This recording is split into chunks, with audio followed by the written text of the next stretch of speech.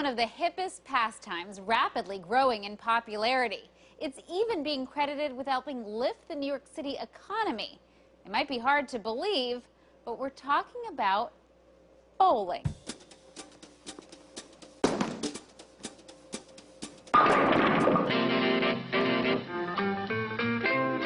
It was the great American pastime, family-friendly, squeaky clean, and faintly nerdy. But bowling has experienced a major turnaround, thanks in large part to the skyrocketing success of Bowlmor lanes, a chain of bowling alleys scoring around the country. Welcome to Bloomberg Enterprise, where we profile businesses as they scale up. Bowling used to be associated with suburban leagues with their names scrawled across their shirts. But those days are long gone. Now that one of the world's oldest pastimes has experienced a revival, launched by modern-day kingpin Tom Shannon and his string of bowling alley entertainment centers. We do a lot of corporate, a lot of private events, a lot of bar mitzvahs, believe it or not, and then some big interesting things like, play or movie launches, product launches, things like that. How do you explain the universal appeal of bowling? I mean, at the end of the day, it's people just throwing a ball into some wooden pegs. You're 100% right, and I think that its simplicity is a big part of the appeal because everyone can do it, and we get to sit around in this comfortable area and watch someone do it either well or badly, but hopefully in a funny way if it's bad, and everyone can do it. So, it's one of those timeless activities, and I think that there's an element of nostalgia as well. What made you think that you could take this sort of old fuddy-duddy sport and make it hip and cool? Well, I guess it was ironic. And I think that it plays best in areas where it's ironic. So I don't think our model would work very well in Des Moines, where you have bowling everywhere and it's $2. So no one's going to say, wow, I should pay $5 for it. But in New York or Orange County, California, or Silicon Valley, for example, it's ironic because you take people who rarely do the sport, right? Think of it as this, old man's league activity, and you make it relevant for them, and they love it because it's ironic. So, do you think people are coming here tongue-in-cheek to bowl, or are they taking it seriously? Oh, definitely the former. I mean, I don't think anyone takes bowling seriously. Why would you? This is his latest crowning achievement, Bowlmor Lanes in Manhattan's Times Square, a 90,000 square foot, $25 million entertainment mecca in the New York Times building. It features a real-time sports ticker, 4 floors of stadium seating, 29 high-def screens, and gourmet cuisine by celebrity chef David Burke. This is an ode to New York, and this is the first of many. Of course, when you have 90,000 square feet and the way this is broken up in different areas, it was a challenge that we turned into an opportunity. And so you don't have all the lanes laid out in a row. You've got them set up in little rooms. Times Square in the 60s. So we replicated actual signage that existed in Times Square in the 60s throughout the space. Then upstairs, it's periods of time. So Art Deco, Prohibition, Pop, art on the walls, the fixtures, which are actually antique light fixtures, the lucite fans, and we commissioned the world's only black bowling lanes.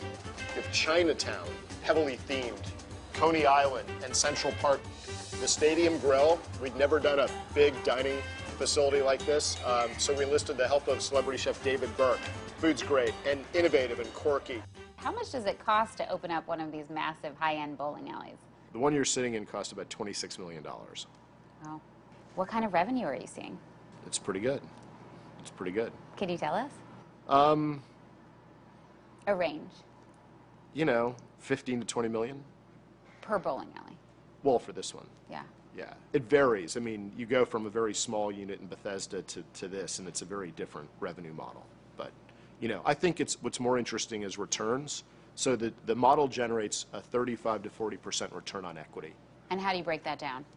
Simple. The first year cash flow divided by your equity investment in the project. Okay. And that's how we measure success. So what kind of returns are we getting? And I think they're as good as anyone's we've heard in leisure and hospitality. That's what we benchmark.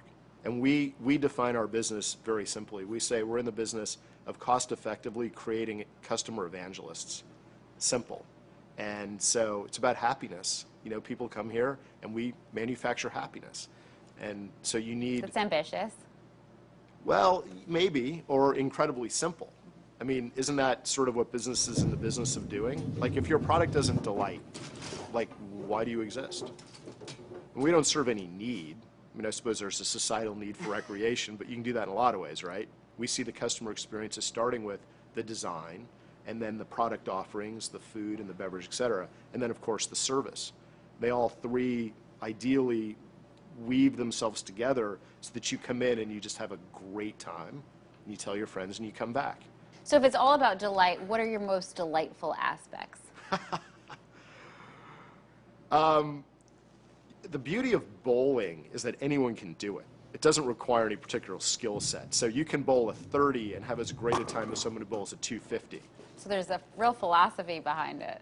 You know, I didn't go in knowing this, but I discovered it along the way. You know, and as the business grew from $1 million to close to 50, you know, you go, wow, why is this working so well? And you realize that some of it has to do with what we're doing, and a lot of it has to do with just the inherent goodness of the activity. If people weren't into it, if they didn't like it, we couldn't fix that. But it just works. More on Bowlmor's history when we come back.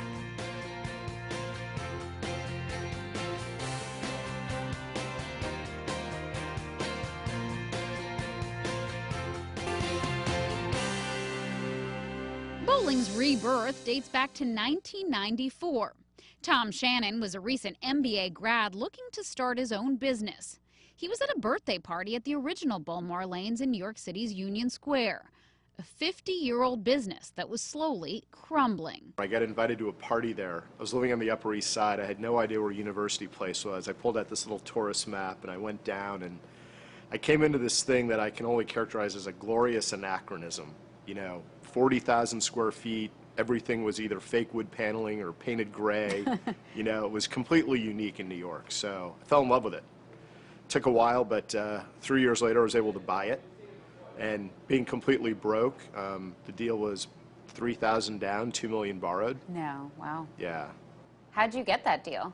Well, there were a couple of different tranches in the capital structure. The sellers took back about 2/3 of the purchase price in a seller note that was subordinate to everyone else. I was able to get some SBIC debt on top of them, and then twisted some arms and got in some friends and family money, a little bit. So you raised money from your friends and family? Yeah, a little bit. And what did you tell them? That was the fun part, because here you had this completely dilapidated bowling alley that was actually losing money. And you had to convince them, here's the vision. You know, you're in this amazing market with this unique property, so let's just make it relevant. And I was 31 at the time, so the business plan was simple. Make this place appeal to a 31-year-old. The original Bowlmor has this incredible history, and Richard Nixon himself actually bowled here? Nixon, back in the 50s, when he was vice president, bowled at Bowlmor. And in the 70s, it was this rock and roll hangout, you know, and you had everyone, the Rolling Stones and the Stray Cats, and on. Been there since '38, and it's kind of cool because it really reflects New York history in every era. Like in the 40s, people used to bowl all night, and they had blackout curtains over the windows, right, in case there was a German, you know, bomber looking for New York, right? So it's unique, and I think that's really why I fell in love with it. When I found it, I said, you know, this really is New York. Back then, it was gritty New York, and then it became more stylish New York, but yeah, it's cool that it's been there since '38. Shannon crunched the numbers and realized he could overhaul the business, appeal to an upscale clientele, and charge more. And what gave you the idea to think that you would be able to turn it around? Well, the financial performance was so distressed from bad management that it wasn't like you had to do some heroic re-engineering of the business to make it work. It was simply make it relevant. So, for example, there was no kitchen. There was no tap beer. They didn't take credit cards. They didn't have a fax machine. So a lot of it was basic management. But I sensed that there was an opportunity to do something that would resonate with New Yorkers that wasn't the traditional bar restaurant scene. So here we have this huge asset in a great location. Let's just make it cool. Let's make it relevant. Right, like you could pay $1 for a cup of coffee, or you could pay $5 at Starbucks. what makes people pay more. It's the same thing with this bowling. 100%. And the model is pretty simple because people love to bowl. We didn't have to convince people they like to bowl. But the problem was, in the traditional bowling business, the wrapper, the surrounding around the bowling was so unappealing. You know, like no service, bad food, you know, the greasy hot dog on the roller, or stale nachos, tap beer. So we said, okay, people love to bowl. The bowling's there, that's easy. Now let's surround it with a service-intensive environment and give people the product they want. Emboldened by the Union Square location's success, Shannon expanded the concept nationwide. He started to buy and renovate bowling alleys across the country, turning them into edgy, stylish entertainment centers. That was the scariest thing I ever did, was going from Union Square that worked and saying, okay, does it work because people love the concept of high-style bowling, or does it work because it's in Union Square and it's been there since 1938, right? The big unknown. And it just so happened that a deal came across my plate in Bethesda, Maryland, and I grew up in the D.C. area, so I knew the market. The economics were pretty attractive, so I took the risk, and it worked great. And then we said, okay, we're in the growth business.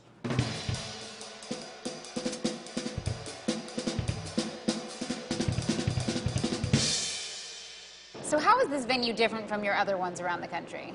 They're all different. They're all distinctive and tailored to the communities they're in. So Orange County has a wall of surfboards, for example. And Cupertino in Silicon Valley is Asian-inspired. So we have this inverted wooden trellis that runs the whole length of the property. Which one's your most profitable? Well, this one's new, but my guess is this will end up being the most profitable. Do you ever worry you'd become spread too thin? Not really, because we've grown at a pretty measured pace. If you think about doing 6 deals over 14 years, that's pretty moderate growth. But they're big, complicated deals, so we're not going to open 30 units this year. We might open 1 unit, and you can devote the entire resources of the organization when you're growing at a measured pace, and so the risk of growth for us is not very significant. Still to come. Each time we do this, we add about 100 full-time jobs, and there's all the economic activity related to building this.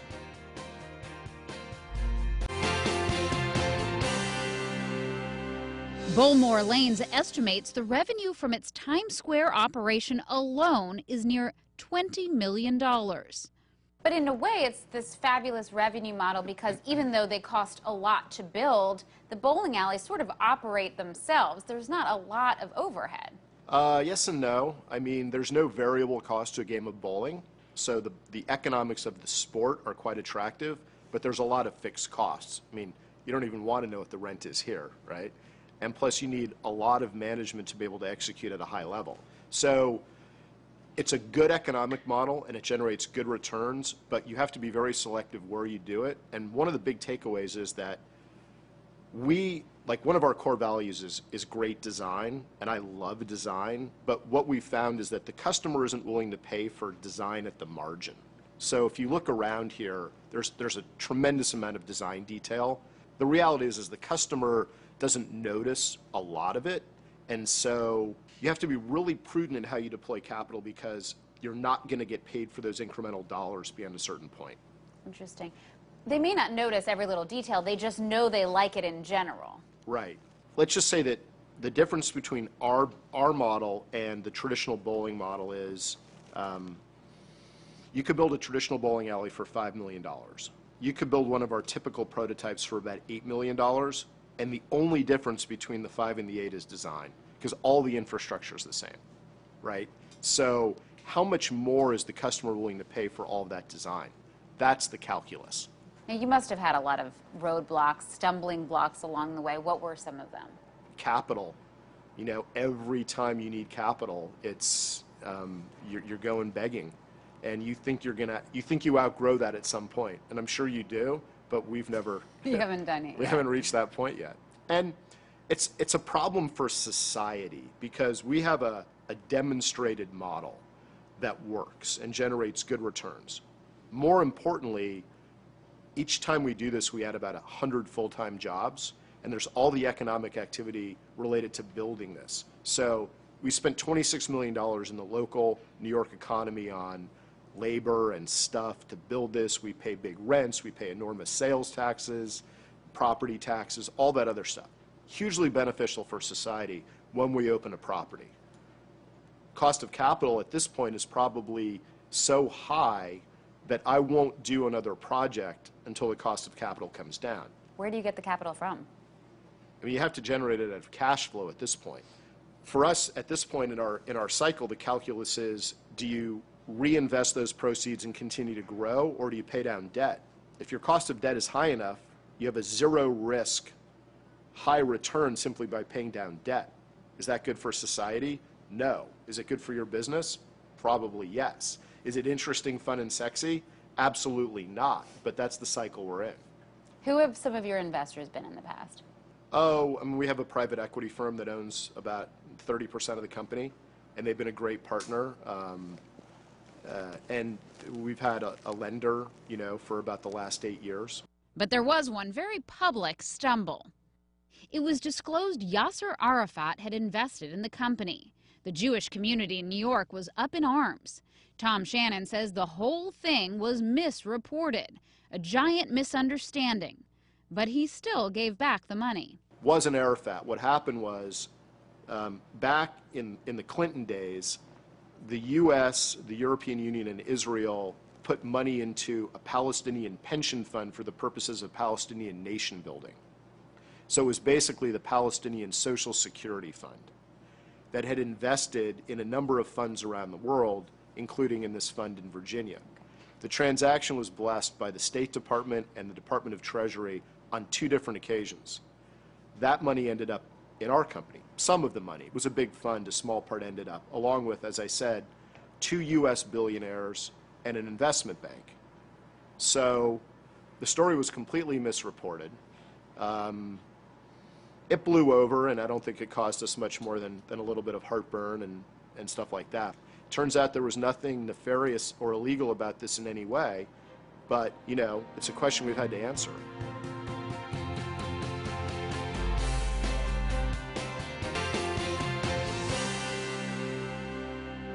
Now you have so much competition from all of these high-end bowling alleys. That must frustrate you. The reality is that while there were a lot of competitors and people were doing deals, no one has done a deal in a while because everyone faces the same capital constraints that we do. So I think that's less of an issue for us going forward. But we've always been prudent. We have a pretty good balance sheet. So when the time is right, we'll be in growth mode. And I think some of our competitors won't be in that position. Has the increase of competition changed things for you? Yeah, it has, in a positive way and in a negative way. In a positive way, I was very slow to grow the concept. And we learned from our competitors when they came out and started aggressively doing deals, not only that there was probably a broader market receptivity and we should really think about growing, but the other thing was the economics of the deals they were doing were better than the economics of the deals we were doing because I didn't really understand how much willingness there was on the part of landlords to do tenant allowance, right? Because the deals we were doing were typically existing bowling alleys or had been bowling alleys before that were now defunct. And going into new projects, landlords are willing to put up a significant part of the construction cost. And when I saw my competitors doing those deals, it made the economics of our deals much more attractive because they went from being all equity deals to much more capital efficient deals. So that was the positive part. The negative part was, you know, markets are only so big, and you know, when people come in, you start carving it up, and then it becomes sort of a market share battle, and eventually one person usually prevails. But I mean, until you win, hopefully you win, you know, the economics take a hit. There are a couple of ways we can grow. One is we can continue to do the large format property in the markets that make sense. We also have a smaller prototype that makes sense in secondary markets where you don't have the population density or the corporate. And we're in the process of running that out pretty aggressively. So are you eyeing international growth? We are. You know, I think there's a lot of interest in Americana, and maybe even if it isn't overt USA, it's American culture. So, you know, we're in the process of exploring which markets would be most receptive to it, and then figuring out which local people to partner with to roll it out. Are there any cultures around the world that happen to love American bowling? It's gone through phases, so it was really big in Japan back in the 70s and really big in Korea and China in the 80s. But the traditional sport, bowling, I don't know that anyone's done anything along these lines in any great depth in those markets. Where is your dream area that you would love to expand to globally? You know, one of the big glamorous cities, so London or Hong Kong or Moscow, I think would be really cool. I'm guessing you're a pretty good bowler. Were you going to show me your moves?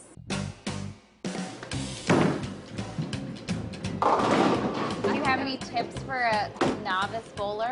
It's the middle two I fingers. have. The middle two. I've just been doing it There you wrong go. the whole time. You want to support the wrist, and then you want to walk up. That's looking really good. But that was a very respectable ball. Thank you. I'm Gigi Stone. Thanks for watching Bloomberg Enterprise.